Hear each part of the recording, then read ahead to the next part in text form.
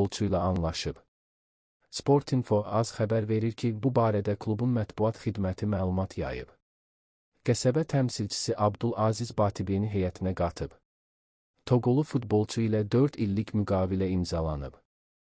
Bu, 18 yaşlı Vingerin karyerasında ilk peşəkar müqavilədir. Neftçi Araz Naxçıvandan Igor Ribeyronu transfer edib. Report xəbər verir ki, bu barədə paytaxt klubunun mətbuat xidməti məlumat yayıb. Braziliyalı müdafiəçi ilə müddəti 2 il olan anlaşma imzalanıb.